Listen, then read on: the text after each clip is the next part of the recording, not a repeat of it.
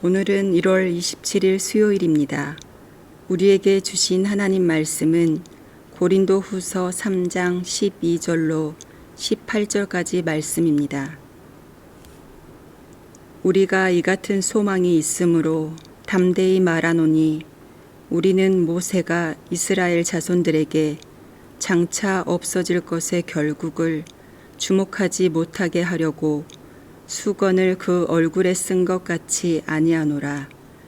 그러나 그들의 마음이 완고하여 오늘까지도 구약을 읽을 때에 그 수건이 벗겨지지 아니하고 있으니 그 수건은 그리스도 안에서 없어질 것이라. 오늘까지 모세의 글을 읽을 때에 수건이 그 마음을 덮었도다. 그러나 언제든지 주께로 돌아가면 그 수건이 벗겨지리라. 주는 영이시니 주의 영이 계신 곳에는 자유가 있느니라.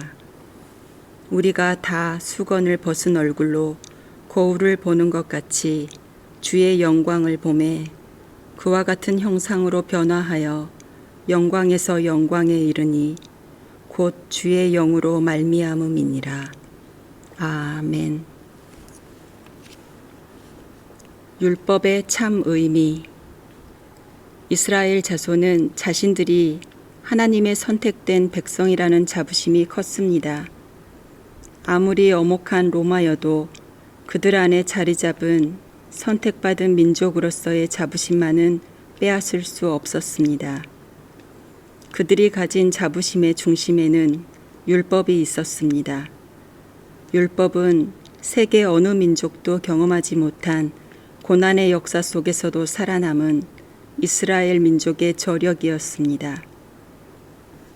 하지만 안타깝게도 그들은 율법의 참 의미를 알지 못했습니다. 오늘 본문에서 알 수 있듯이 그들의 마음이 완고하여 율법이 말하고자 하는 참 의미를 알지 못하고 그리스도 예수님을 영접하지 못했습니다. 그들이 놓친 율법의 참 의미는 무엇일까요? 율법을 통해 우리는 무엇을 알 수 있을까요? 첫째, 율법은 하나님께서 우리를 사랑하신다는 사실을 알게 합니다. 율법은 우리가 하나님을 섬길 때 지켜야 할 행동 규범입니다. 하나님은 우리를 사랑하시기 때문에 우리가 하나님을 온전히 섬기기를 원하시며 이를 위해 율법을 주셨습니다. 결국 율법은 하나님의 사랑을 나타냅니다. 하지만 이스라엘은 하나님의 사랑은 잊은 채 율법으로 사람을 정죄하고 스스로를 높이는 도구로 사용했습니다. 둘째, 율법은 예수 그리스도를 나타냅니다. 우리가 율법을 지키려고 아무리 애를 써봐야 죄인인 우리는 다 지킬 수 없습니다. 율법의 메인 유대인들은 율법을 600개 이상으로 세분화해서 지키려고 합니다.